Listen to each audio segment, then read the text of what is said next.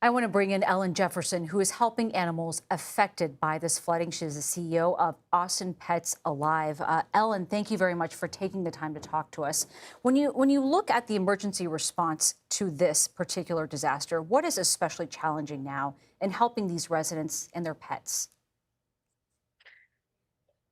I've been there the last 3 days on the ground, and we have staff that is there, staff and volunteers that are there all day, every day, and it is all challenging.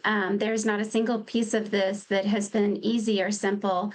Where we come in is trying to help the part of the family that typically has four legs, and trying to reunite people with pets. We've had so many situations where we've been able to help people keep the pets that even after they've lost everything, be able to keep their pet. Mm. We've also been able to help the local shelters pull all the animals. We pulled all of the animals out of the local shelters over to Austin Pets Alive so that they have the room to be the lost and found center for their community.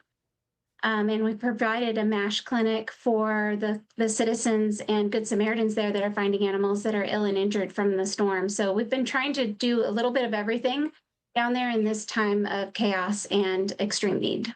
Yeah, especially in a time when there is so much chaos and tumult, to have all the members of your family, whether they're the humans or the animals, means so much. Can you talk about where you're housing the pets and how you're caring for them to be able to ramp up efforts like this takes a great deal of help.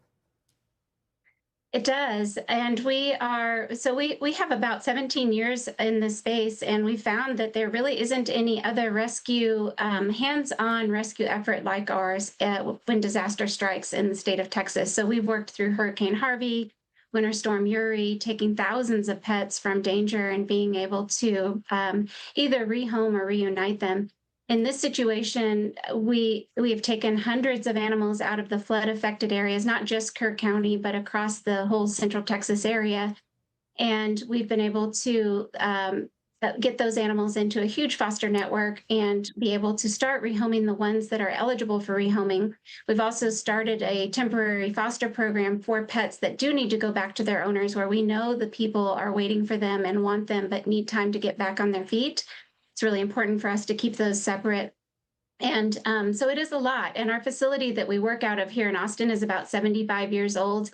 And so it makes it really challenging for us to be able Mhm. to coordinate this kind of effort. But we always show up when there's a disaster. We're going to be there, and we know what's needed, which I think is helpful for communities that are hit and kind of blindsided by these terrible events. Yeah, it's so heartbreaking to see the images, especially the videos that your group has been publishing of these lost or these cats and dogs that need help.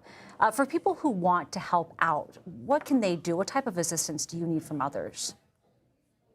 The number one thing we need right now is funding. We have a lot of people working on this. We have a lot of medical care that is going into this. We have a lot of transports going out of the state.